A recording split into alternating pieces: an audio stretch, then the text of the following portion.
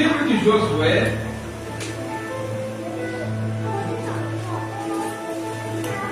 o sexto livro da Bíblia, livro de Josué, capítulo de número 2. O livro de Josué, capítulo de número 2. Eu queria te convidar a ler a palavra de Deus com atenção, com carinho. E vamos aprender o que Deus tem para falar ao nosso coração. Hoje eu não trouxe a minha Bíblia de costume, estou com uma Bíblia diferente. Então você vai ver uma tradução diferente, a letra aqui também um pouco diferente da que eu tenho costume de ler. Mas vamos ler a palavra de Deus. Josué, filho de Num, de Setim, enviou secretamente 2 homens para inspecionar a cidade. Vão e vejam a terra de Jericó. Eles foram e entraram na casa de uma prostituta chamada Raabe. E ali pernoitaram. Informaram ao rei de Jericó: eis que homens dos filhos de Israel vieram esta noite para examinar atentamente a terra. O rei de Jericó mandou dizer a Raabe: faça sair os 2 homens que vieram a você e que entraram na sua casa, porque foi para examinar secretamente toda a terra que eles vieram. A mulher pegou a mulher, disse assim ao rei: sim, eles vieram a mim, mas eu não sabia de onde eles eram. E como a porta da cidade estava para se fechar à noite, os homens saíram, e não sei para onde foram. Persigam rapidamente que vocês vão alcançá-los. E ela os fez subir no terraço e os escondeu em despechos de linho, por ela arrumados em cima do terraço. E os homens saíram em perseguição a eles pelos caminhos desfiladeiros e fecharam as portas depois que saíram. Antes que dormisse, ela foi a eles no terraço e lhe disse: sei que Javé, Deus, deu a vocês esta terra, e um grande medo caiu sobre nós, e todos os habitantes da terra estão com medo de vocês, pois sabemos que o Deus de vocês é Deus no céu e Deus na terra.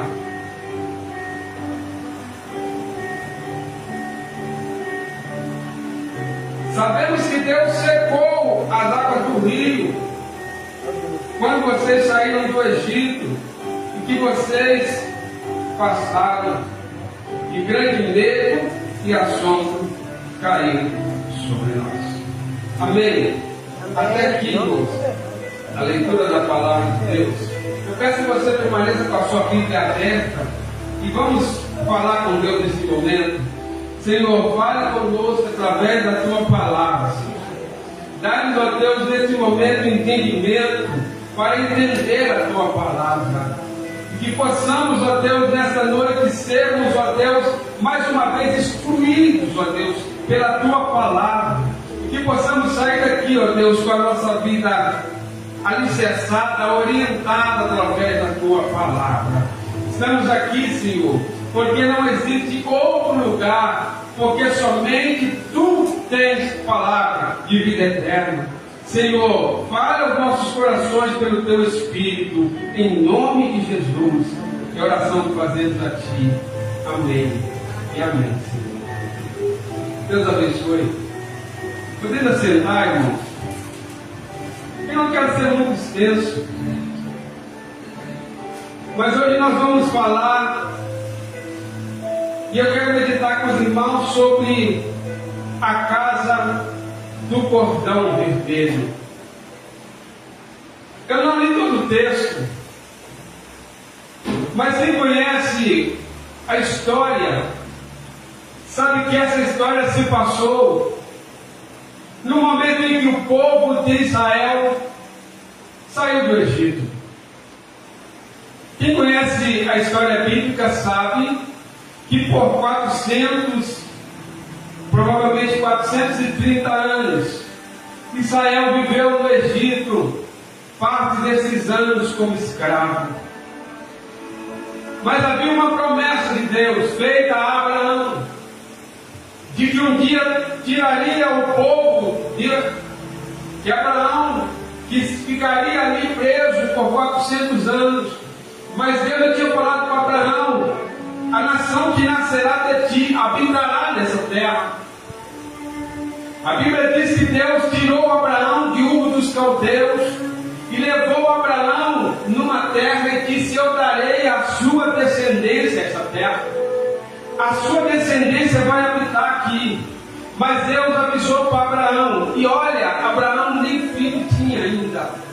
Deus disse: Abraão, você vai ter filho, e não só filho, você será pai de uma nação grande e poderosa.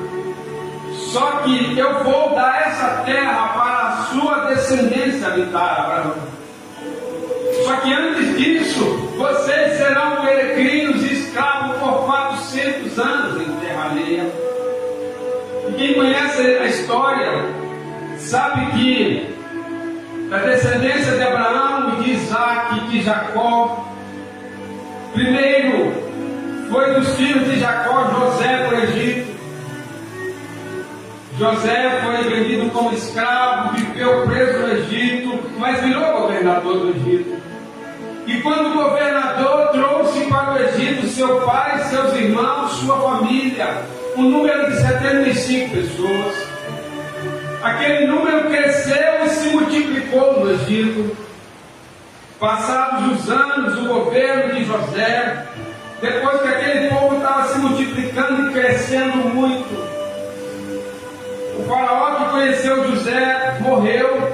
O outro faraó que veio governar não conhecia José e a sua história. Com medo daquele povo se multiplicar, escravizou aquele povo. E aquele povo que antes era hóspede virou escravo no Egito. Os anos se passaram. 430 anos se passou. E aquele povo sempre contava uma história. Eles eram escravos, povo pobre, não tinha nada, mas eles contavam uma velha história. O Deus de nossos pais, Abraão, vai nos tirar dessa terra. O Deus de nossos pais, Abraão, nos levará para uma terra que manda leite e mel. O Deus de nossos pais, Abraão, nos prometeu que um dia vamos sair. E todos riam deles. E todos criticavam deles, porque era um povo fraco. Como é que esse povo pode sair daqui? O Egito era uma potência muito forte naquela época, uma potência militar inabalável. Como é que esse povo vai sair dessa terra? Mas eles sempre contavam e diziam: um dia nós vamos embora dessa terra. Essa terra de escravidão e sofrimento ficará para trás, porque Deus nos tirará daqui. Ninguém acreditava, mas escute assim também conosco. Deus nos prometeu, Ele vai cumprir, mesmo que muitos não acreditem, mesmo que muitos olhem e dizem que não tem jeito, mas aquele povo fraco sempre dizia isso. Bom, para continuar a história, enquanto eles estavam no Egito, a terra que eles deveriam conquistar, naquela história, disse que englobavam uma cidade também fortificada, com os muros bem fortes, chamada Jericó. Ninguém acreditava. Mas nós estamos lendo a história de uma mulher aqui, prostituta, chamada Raabe. A mulher que era dona de um prostíbulo. Muito provavelmente Nós sabemos que nesse prostíbulo, porque nós estamos falando de uma época, há quase 4.000 anos atrás, há mais de 4.000 anos atrás, uma época que não tinha celular, que não tinha rede social, que não tinha mídia, televisão. Como é que as informações chegavam na cidade? Como é que as pessoas sabiam das informações da cidade ou do mundo? Então não tinha Rede Globo, Record.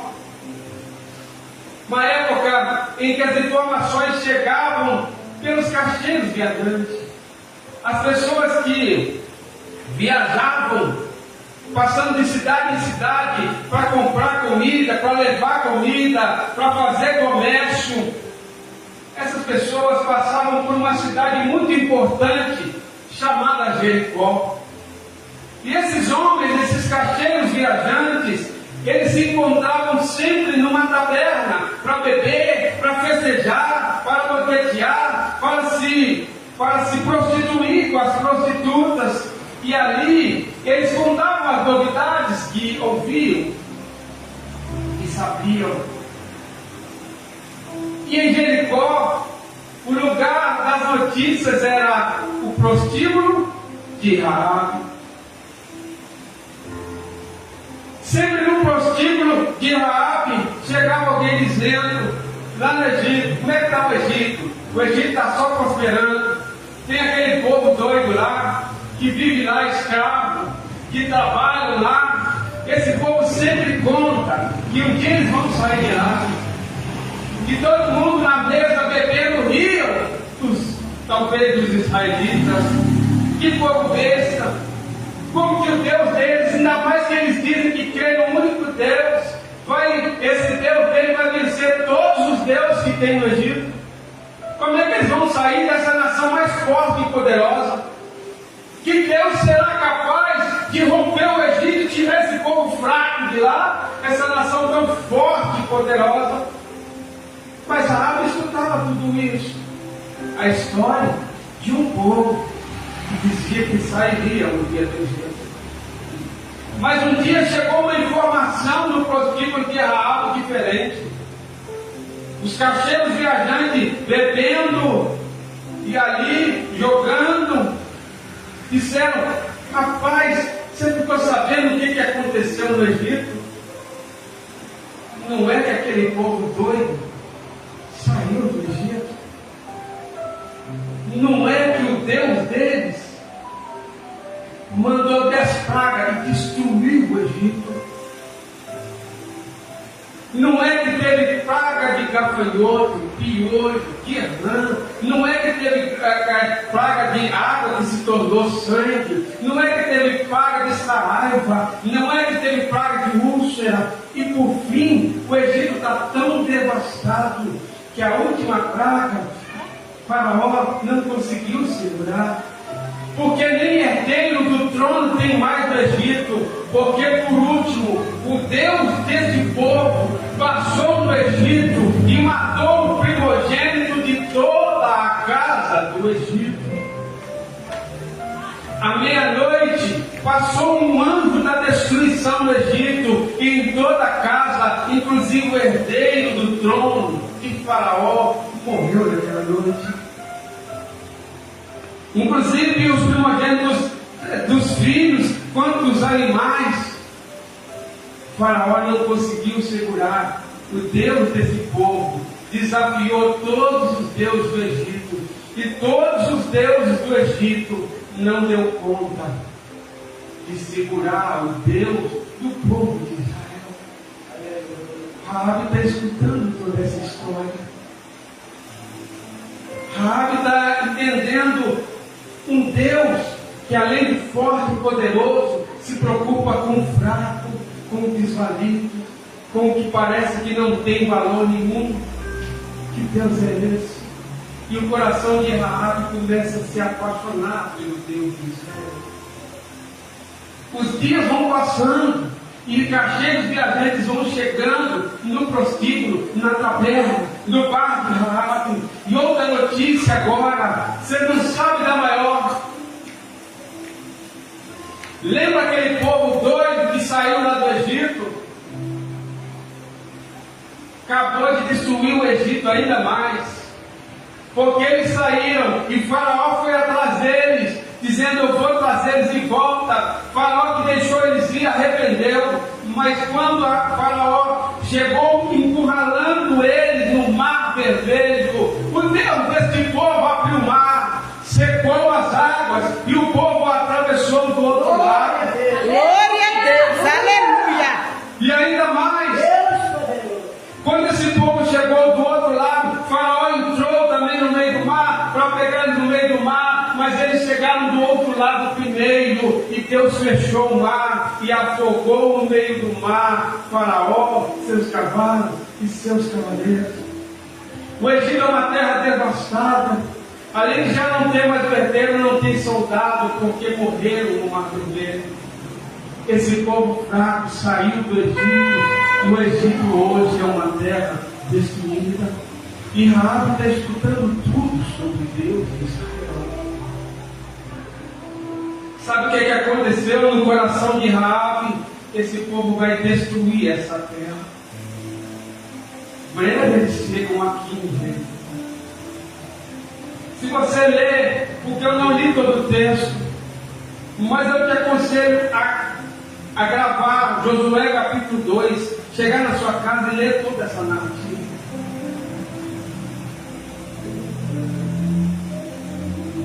Aqui Raabe está dizendo, está lá, de repente, depois de mais alguns dias, as notícias vão chegando, esse povo, por onde ele passa, ele está vencendo todos os reis, eles estão dominando todas as cidades, ninguém pode com o povo de Israel.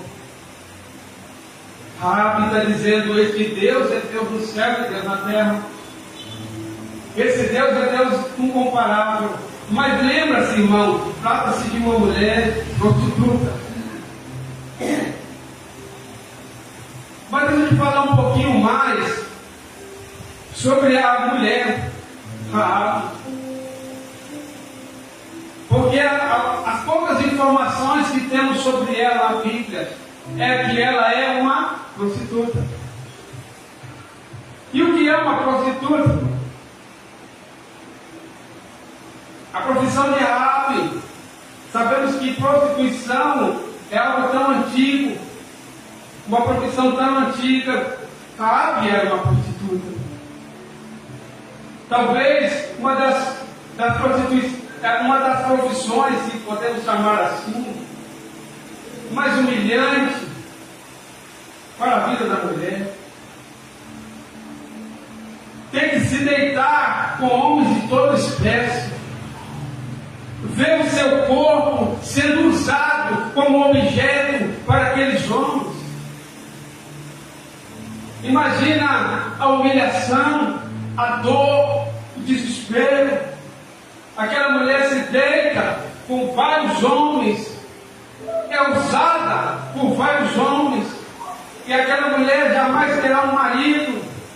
O sonho talvez de toda mulher é ter um marido, é construir uma família, é ter filho, é ter viver em família, mas esse sonho não é nada real para Raabe. Raabe se via então na posição de uma mulher que vai ser usada por vários homens, mas que não terá uma família. E imagina ser usada, acusada por vários homens, e depois que todos fecham a porta, o vazio, o desespero na vida e no coração de Raabe. Mas Raabe está ouvindo sobre o Deus de Israel. E Raabe crê nesse Deus. As palavras dela aqui vai dizer que ela passou a apaixonar e crer. Esse Deus é Deus no céu e Deus na terra. Que Deus é esse? Que devasta o Egito para tirar esse povo, o seu povo de lá. Então ninguém acreditava, mas eles diziam que o Deus deles ia tirar, e Deus tirou. Que Deus é esse que abre o mar para o povo passar, e no mesmo mar afoga os seus inimigos? Quem pode vencer esse Deus? Esse Deus é Deus no céu e Deus na terra. E eu acredito que no coração de Raabe começou uma esperança, um dia que eles vierem para essa terra, eu serei desse povo, eu servirei esse Deus. Enquanto as notícias chegavam na cidade de Jericó, e no ouvido de muitos gerava medo, no coração de Raabe gerava fé.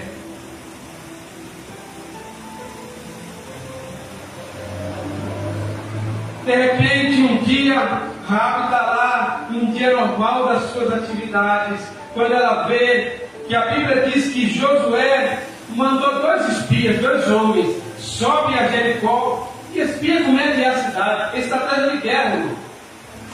Vê como é que é os muros, vê os pontos fortes e os pontos fracos da cidade, faz ali um estudo para ver como é que é a cidade de Jericó, antes da gente subir para a cidade, e traz para mim um relatório.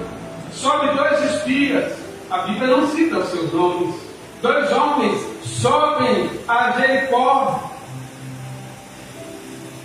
para espiar a cidade. E aonde esses 2 homens vão parar? No prosíguo de Raabe. Por qual motivo eles foram ali? Discussões que muitos levantam por aí. Alguém diz que aonde pode se receber informação, se não no prostíbulo, no bar, na taberna.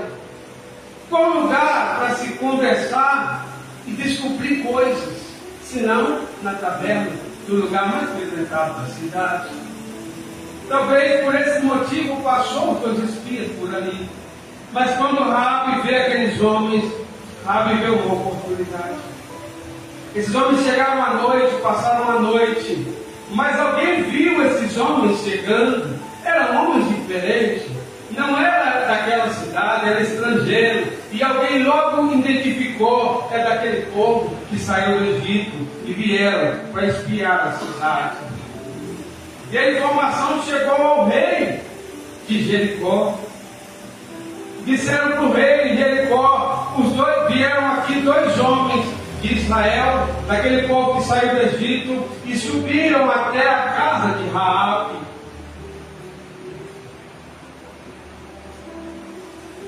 O rei manda então buscarem ali os homens que subiram. E existe uma informação no texto, irmão, de que a cidade de Jericó era uma cidade muito murada. Todos conhecem a história e sabem que eles tinham um muro muito forte, que Deus derrubou quando o povo, depois de 7 voltas, Enedó, o povo gritou e Deus destruiu o muro de Jericó e deu aquela terra para eles. Só que existe uma informação aqui de que a casa de Raabe ficava no muro. No muro que Deus derrubou. No alto do muro. Era lá a taberna de Raabe. Quando aqueles homens chegaram, vieram logo os soldados do rei e disseram: Raabe, sabemos que tem 2 homens que chegou aí de Israel. Eu quero que vocês mandem ele aqui para nós. O que Raabe faz? Pega aqueles homens, esconde eles no terraço, e Raabe vem e diz para os soldados assim: olha, os homens até vieram aqui mesmo, só que como eu não sabia de onde eles eram, eu não deixei eles entrar. O que aconteceu? Eles chegaram, eu dispensei eles, e eles saíram antes dos portões da cidade se fechar. Se vocês forem rapidinho, vocês ainda alcançam eles no meio do caminho. Diz que estou os soldados do rei, que saíram na procura dos homens. E Raabe foi lá em cima, onde ele escondeu os homens, e disse: eu salvei a pele de vocês, porque eu sei que o Deus de vocês é Deus do céu, Deus da terra. Eu ouvi sobre o seu Deus. Eu ouvi o que seu Deus fez na terra do Egito para tirar vocês. Eu ouvi, eu sei que o Deus de vocês abriu o mar para vocês passarem a pelo sul. Eu sei que o Deus de vocês tem dado a vocês todas as guerras que vocês têm travado, vocês têm vencido. Essas informações chegou aqui e toda a cidade está com medo de vocês. porque eu sei que Deus entregará essa cidade nas suas mãos. Agora, como eu salvei a vida de vocês, eu quero que vocês jurem que assim como eu poupei a vida de vocês, o dia em que vocês vierem a essa cidade para destruir, que vocês usam de benignidade e de misericórdia para comigo e para a minha casa, o meu pai e as minhas irmãs. Aqueles homens então disseram: então tudo bem, como salvasse a nossa vida, nós juramos que vamos poupar a sua vida. Porém aqueles homens tiraram um cordão vermelho e disseram: você terá que fazer apenas uma coisa. Você terá que pegar esse cordão vermelho e colocar na janela da sua casa como um sinal. Porque quando chegarmos nessa terra, Deus vai avistar o sinal do cordão vermelho. E quando o juízo de Deus chegar sobre Jericó, será poupada tu e a tua casa. Mas estaremos desobrigados do nosso juramento, caso você não cumpra os requisitos, caso você não marque a sua casa com o cordão vermelho que estamos te entregando. E a segunda coisa é que você permaneça em casa. Que não saia você, nem seu pai, nem suas irmãs. Porque a segurança de vocês está em permanecer dentro da casa, debaixo do cordão vermelho que eu terei para você. Se alguém sair por fora da cidade da casa, nós não podemos garantir que o mal não lhe sobrevirá. Foram as duas exigências. Primeiro, que a casa fosse marcada com um cordão vermelho que foi entregue. A Bíblia chama, se você olhar o texto, de escarlata, um linho de escarlata, ou seja, um linho vermelho. E que eles permanecessem dentro de casa era a segunda opção. E eles então, ela disse: então vocês vão descer pela janela, pelo muro, vocês podem ir, mas não vai para casa diretamente, porque os homens estão te procurando. Se esconda nas montanhas, aguarde 2 dias, quando eles retornarem, vocês poderão chegar em paz para o seu acampamento. Aqueles homens se foram, e imediatamente Raabe pegou um cordão vermelho que foi lhe entregue e atou na janela da sua casa como um sinal de Deus, como um sinal de uma aliança firmado entre ela e Deus. O cordão vermelho estava na janela, no alto da muralha de Jericó. Glória a Deus, aleluia. Agora, talvez todos poderiam ver que a casa de Raabe tinha um cordão vermelho, mas ninguém sabia o que aquilo significava. Aí também você me pergunta: mas irmão, o que significa o cordão vermelho? O cordão vermelho significa um sinal do sangue. As alianças que Deus tem feito ao longo da história têm sido alianças de sangue. E aquele cordão vermelho simbolizava uma aliança de sangue, que prefigurava o sangue de Cristo Jesus, o Cordeiro de Deus, que haveria de vir morrer. O seu sangue precioso para nos comprar, para nos proteger, para nos guardar. Aleluia. Era o símbolo do sangue. Para você entender um pouquinho sobre isso, nós precisamos voltar um pouquinho na história, no dia em que eles saíram do Egito. Como eu já disse aqui, no capítulo 12 do livro do Êxodo, conta que no dia deles saírem do Egito, no dia que Deus enviaria a última praga, a praga final, que arrasaria por completo o Egito, que faria eles sair, Deus falou: olha, nesse dia, nesta noite, o anjo da morte vai passar sobre a terra do Egito e vai matar em toda a casa o primogênito, de toda a casa e dos animais. Porém, eu vou fazer uma aliança com os filhos de Israel. Vocês, meu povo, vai ficar dentro de casa. Cada um de vocês dentro da sua casa, com a sua família. Presta atenção. Que é a mesma coisa que foi dito para Raabe, é dentro da sua casa, com a sua família. Vocês ficarão e não saiam.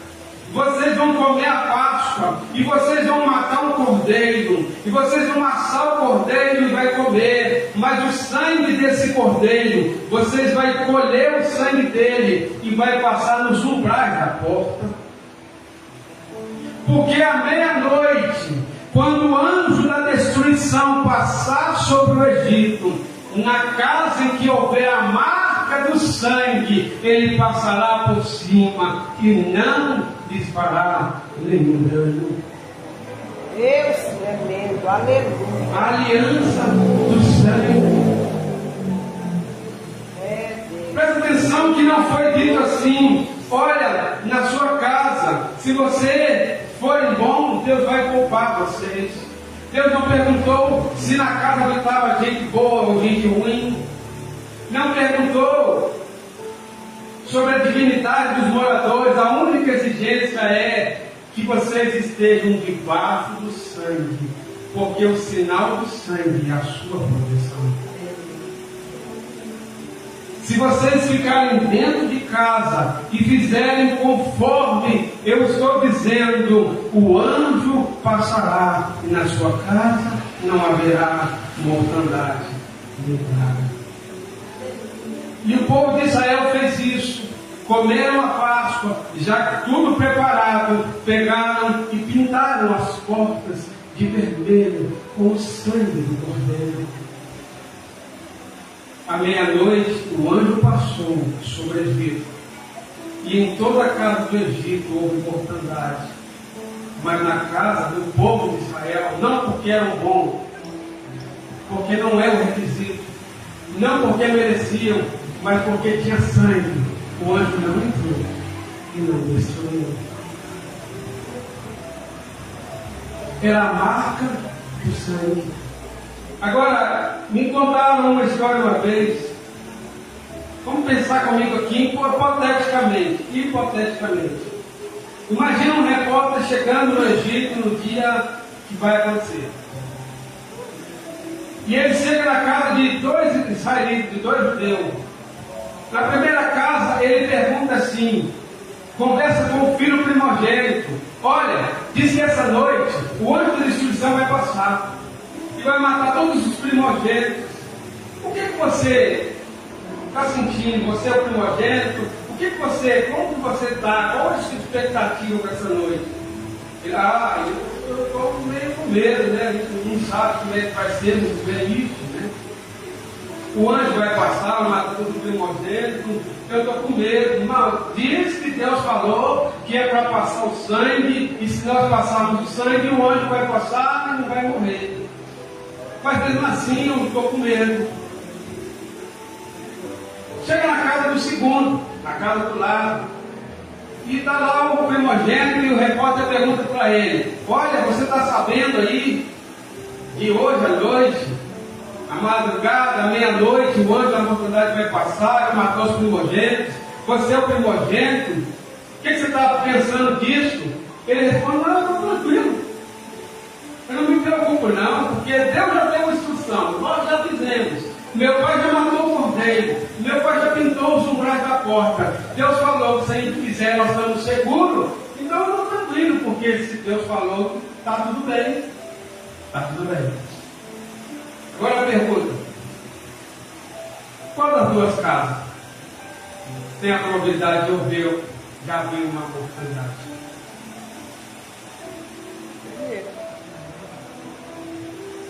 Nenhuma.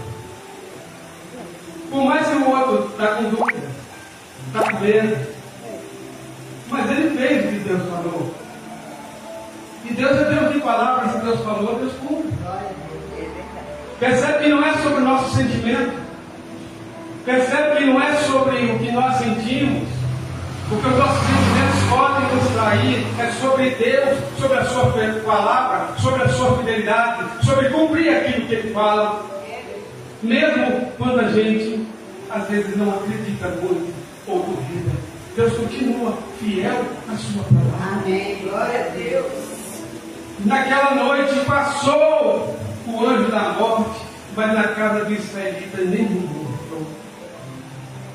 O desespero bateu na casa de Faraó, e Faraó manda chamar Moisés e diz: pega tudo que é seu, o seu povo, e some daqui, porque nós não queremos mais. E o povo sai, aquela grande multidão sai cantando, porque Deus nos livrou do Egito.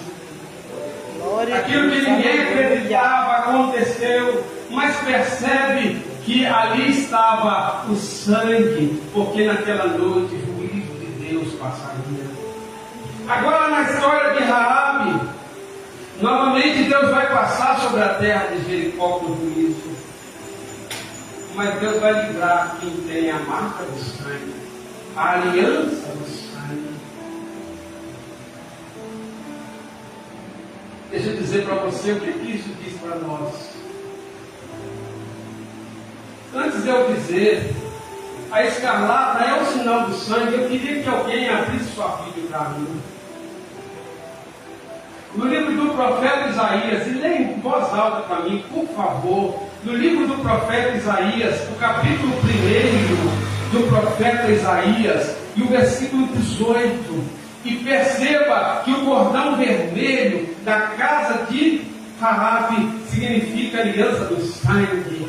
Capítulo 1, versículo 18. Quem encontrar pode ler, por favor. Vinde, pois, e arrazoemos, diz o Senhor, ainda que vossos pecados são como escarlata, eles se tornarão brancos como a neve, ainda que são vermelhos como o carmesim, torna-se-ão como a lã. Ainda dizendo, vinde, arrazoemos, diz o Senhor, ainda que os seus pecados sejam como escarlata, vermelho como a escarlata, eles se tornarão brancos, se tornarão alvos. E o que a Bíblia nos diz, se você abrir lá em capítulo 7 do livro de Apocalipse, a Bíblia diz que aqueles que lavaram as suas vestiduras no sangue do Cordeiro e a branquearam. Todos nós temos pecados como escarlata. Todos nós temos pecados vermelhos como o carmesim. Mas a Bíblia diz que o sangue de Jesus nos purifica de todo. Glória a Deus, aleluia! No livro de 1 João, na primeira epístola de São João, o capítulo 1, versículo 8, diz que se dissermos que não temos pecado, fazemos de Deus mentiroso, enganamos a nós mesmos e a verdade não está em nós. Mas se confessarmos o nosso pecado, Ele é fiel e justo para nos perdoar os nossos pecados e nos purificar de toda a injustiça. Aleluia! Lá no capítulo 7 de Apocalipse diz que um dia uma grande multidão chegará no céu, e houve uma pergunta no céu, e esses que estão vestidos de branco, de onde vem, quem são? E aí Deus responde: estes são os que vieram da grande tribulação, mas que lavaram as suas vestiduras no sangue do Cordeiro e a branquearam, e agora são dignos de andar de branco diante de mim. Deixa eu te dizer uma coisa, por isso que nós cantamos, como diz aí um cantor, algo mais que a neve. É isso que o dia de Jesus nos faz, é isso que a Bíblia diz, algo mais que a neve. Ainda que os nossos pecados sejam como escarlata, o sangue de Jesus nos purifica de todo pecado. É Deus tremendo, aleluia! Exaltado é o nome do Senhor. Mas deixa eu te dizer, para caminhar, para encerrar, o sinal do sangue. Vocês viram aqui, em 2 episódios, um juízo de Deus sobre a terra, mas só haveria de se salvar quem tivesse a marca do sangue. E não é diferente. Um grande juízo de Deus se aproxima sobre a terra. Apocalipse diz que um dia Jesus vai voltar. E Ele estabelecerá o seu trono de julgamento. O livro de Apocalipse fala do juízo de Deus. O livro de Apocalipse fala de pragas, fala de trombetas, fala de taças, fala de justiça, fala de destruição, porque Deus novamente entrará em juízo com a terra. Isso te preocupa?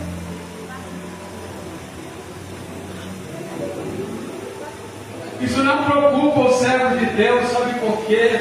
Porque os juízos de Deus são só para aqueles que não têm a marca do sangue. Você é marcado pelo sangue de Jesus. Você tem a marca do sangue de Jesus. Aleluia. Você foi lavado, remido, purificado no poder do sangue de Jesus. Aleluia. Então não se preocupe com o juízo. Lembra dessa história que eu falei do repórter? Faça como aquele moço, eu estou tranquilo, porque na minha vida tem a marca do sangue de Jesus. Mas deixa eu dizer para você uma coisa, se você pode ficar tranquilo. Mas se você nunca aceitou a Cristo como seu Salvador, se você nunca se prostrou diante da cruz ensanguentada de Jesus, reconhecendo seus pecados e suplicando a misericórdia de Jesus para que te lave de todos os seus pecados, se você não é marcado pelo sangue de Cristo, eu posso te dizer que você terá que enfrentar o juízo de Deus. Oh, aleluia! E naquele dia, lembra que eu falei que quando Deus falou para o povo, passa o sangue na porta, Deus não perguntou, nem mesmo se estavam todos circuncidados, que era um sinal que era exigido na época. Deus não perguntou se alguém naquela casa tinha descumprido o mandamento de guardar o sábado. Deus não perguntou sobre a religião daquele povo. A segurança daquele povo não estava na sua religião. A segurança daquele povo estava no sangue do Cordeiro. Só o sangue de Jesus pode nos livrar da ira, da justiça, do juízo de Deus que virá sobre toda a terra. Só quem é marcado pelo sangue, porque naquele dia muitos poderão se enganar de pensar que vão chegar lá e vai dizer: Senhor, mas eu fui tantas vezes na igreja, e ouvirá dele: apartado de mim, porque eu não vos conheço. Muitos poderão dizer naquele dia: Senhor, mas eu participei de tantas campanhas, de tantos propósitos, mas não é sobre campanha, é sobre propósito. Senhor, eu dei o dízimo, e isso é bom, isso é cumprir o mandamento, mas naquele dia será inútil dizer eu dei o dízimo, porque não é sobre dízimo. Senhor, eu rezava o terço toda noite, mas se você não é lavado no sangue de Jesus, naquele dia o juízo de Deus abaterá sobre você. Isso é para todos nós refletirmos aqui. Não é sobre religião, não é sobre dignidade pessoal, não é sobre, porque muitos podem ter nascido na igreja, ser apresentado na igreja, batizado na igreja, pode ter morrido na igreja, sido velado na igreja, sepultado na igreja, e naquele dia está perdido, porque não é simplesmente sobre estar na igreja, é sobre ser lavado no sangue de Jesus. É Deus, de maravilha! Oh, aleluia! Só o sangue de Jesus, só aqueles que estiverem debaixo do sangue de Jesus. Só aqueles que estiverem sob a proteção do sangue do Cordeiro de Deus, que tira o pecado do mundo, escapará do juízo de Deus sobre toda a terra. A gente pode não acreditar. A gente pode dizer assim: eu não creio nessas coisas. A gente pode ignorar e falar: isso é história inventada para assustar pessoas assustadas. Bom, ou também nós podemos dizer assim: Deus não entra em juízo, Deus é bom, como dizem muitos, e jamais condenará. Pois é. Pergunta para o Faraó. Vai lá em Jericó e pergunta se existe um Deus que se ira e que age de justiça. Mas Deus nunca se ira e age com justiça sem dar ao homem a oportunidade de se salvar. Deus proveu o meio. Ele enviou o juízo, mas Ele proveu o meio. Ele enviou Jesus para derramar o seu sangue e te permitir agora ser selado no sangue de Jesus e ser salvo para a graça de Deus. Mas aqui, para encerrar, ela pôs ali sinal do sangue. Raabe ficou aguardando. De repente chega aquele povo rodeando 7 dias as muralhas da cidade. Cada dia 7 vezes rodando as muralhas da cidade. Parecia tonto, uma multidão de tonto, com cântaro na mão, com tocha, com buzina, sem arma nenhuma, rodeando a cidade. Como é que esse povo vai invadir aqui? Com cântaro, com tocha, com buzina, e aquele povo está lá, aqueles tontos, assim em volta, porque as coisas de Deus são loucuras. No 7º dia, na 7ª volta, Deus fala: no 7º dia, na 7ª volta, vocês vão pegar o cântaro, vão quebrar, e vocês vão gritar em alta voz por Javé e por Josué. E quando vocês gritarem, eu te vou morrer. E aquele povo sem arma nenhuma, depois da 7ª volta, aquele povo dá um grito, e um muro que era fortificado começa a despencar de nada. O muro caiu todinho, porque o povo não podia atravessar e invadir a cidade sem transpor aquele muro que era intransponível. E aquele muro vira poeira. Só fica um pedacinho do muro em pé, com uma casinha lá no alto, com um cordão vermelho que ninguém glória a Deus, aleluia! Deus derruba o muro da cidade, mas poupa um pedaço do muro, a casinha do cordão vermelho. Glória a Deus! Tem o sangue de Jesus sobre sua casa. Tu és maravilhoso. Tem o sangue de Jesus sobre sua vida.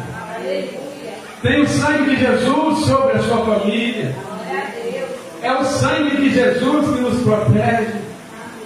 Se você tem o sangue de Jesus, descansa. Se você foi lavado no sangue de Jesus, descansa. Mas para encerrar, veja que essa história de Raabe era uma pessoa que não estava fadada ao fracasso. Mas Deus muda a história de Raabe porque ela ousou crer no Deus de Israel. Uma mulher prostituta que não tinha expectativa de ter filho, de ter família, de ter a vida mudada. Quando o povo invade a cidade, ela encontra um príncipe chamado Salomão, ou Salomão, segundo a tradução de alguns, que se encanta por Raabe. Ela deixa a prostituição e se casa, e tem filho. E o que é mais interessante, porque ela era alguém que ninguém acreditava que teria futuro. Mas se você abrir sua Bíblia, lá no livro de Mateus, no capítulo 1, no versículo 5 do Evangelho de Mateus, vai falar da genealogia de Jesus. E sabe quem está lá? A prostituta. faz parte da família do Messias, de Jesus Cristo. Aleluia. Casou com Salmo, teve um filho chamado Boaz. E dessa linhagem de Boaz, capítulo 1, versículo 5, para o nome de Raabe, teve família, Deus mudou a história dela, não é mais a Raabe, a prostituta, mas agora é a Raabe da família de Cristo Jesus. Em nome do Senhor. Oh, aleluia! Eu não sei como é que é a sua história de vida. E que muitas pessoas podem dizer que não tem esperança para você, mas o Deus que eu estou pregando muda a história. Amém. Aleluia. O Deus que eu estou falando, que eu estou dizendo aqui, Ele faz o improvável. Muitos que, talvez, quantas vezes Raabe escutou sua meretriz, sua prostituta. Você não passa disso, seu lixo, seu verme, talvez até a família, você não vai passar disso aí. Que futuro tem você, prostituta? Qual futuro tem para a sua vida? Você nunca vai ter marido, não vai ter família. A sua sorte é viver aí, ó, sendo abusada por esses homens, comendo o pão que o diabo amassou para sustentar a sua vida. Só que ele só não acredita, só não sabia que um dia o Deus de Israel entraria na vida de Raabe e daria para ela uma nova história. Aleluia. Se você abrir sua Bíblia, no livro de Hebreus, o capítulo de número 11, se não me engano, o versículo de número 31, ela está escrita aí, ó, Raabe, na galeria dos heróis da fé, como uma heroína da fé. Capítulo 11 de Hebreus fala de vários heróis da fé, e entre muitos nomes, como Abraão, como Isaac, como Moisés, como muitos outros, está lá o nome de Raabe, como uma heroína da fé que ousou crer no Deus de Israel. Eu te convido a ousar crer em Deus hoje, e Ele pode mudar a história da sua vida. Amém, Jesus, E aleluia! você, nesse momento, orasse comigo. Eu queria que você fechasse os seus olhos um minuto, e eu não vou te chamar para vir aqui à frente, não. Eu vou só te convidar para fechar os seus olhos 5 minutos e pensar naquilo tudo que você ouviu aqui hoje. Começar pensando primeiro, você tem a marca do sangue de Cristo em você? Talvez você pergunta para mim assim, mas o que eu faço para ser lavado no sangue de Jesus?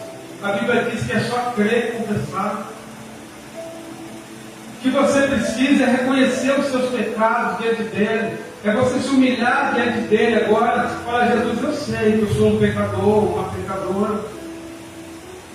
Senhor, eu sei que sem o Senhor eu estou perdido. Então, Senhor, lava-me no teu sangue. Você quer uma oração de confissão poderosa? Lê na sua casa, o seu momento íntimo com Deus, o Salmo de número 51.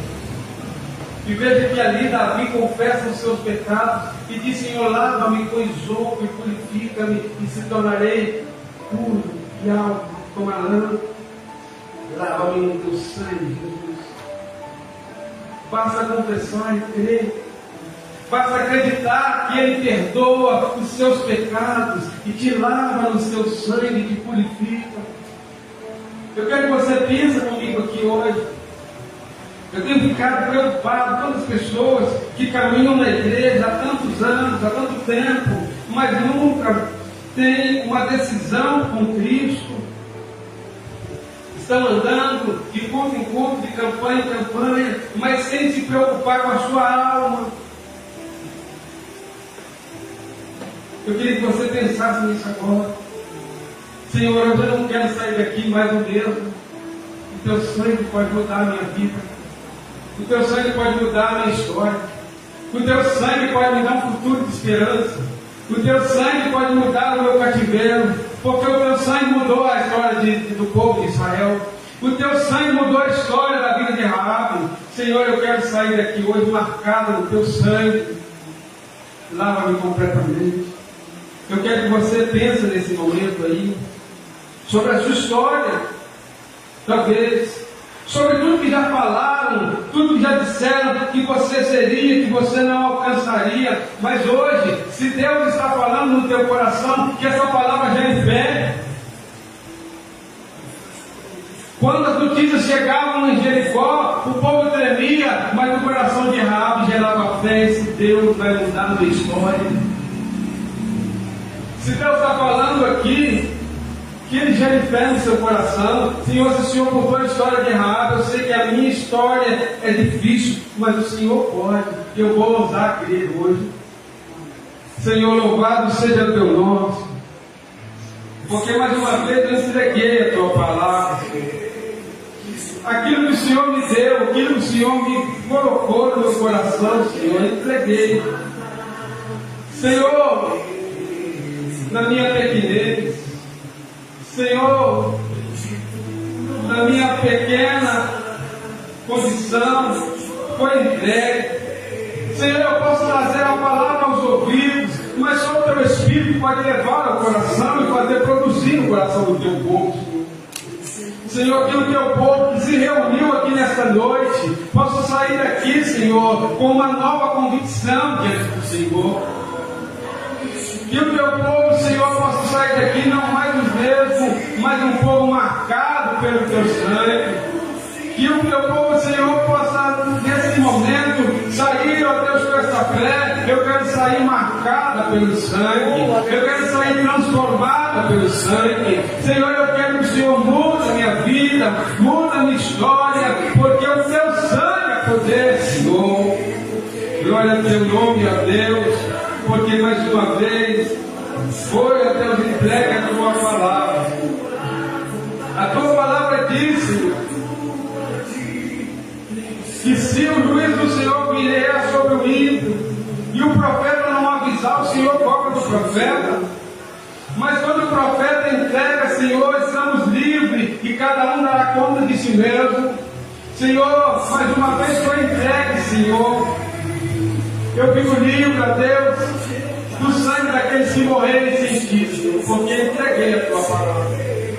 Que cada um, Senhor, possa fazer uma análise na sua própria vida e aplicar, ó Deus, essa palavra e viver da glória do teu nome, Senhor. Em nome de Jesus, é a oração que fazemos a ti. Amém e amém. Glória a Deus, aleluia.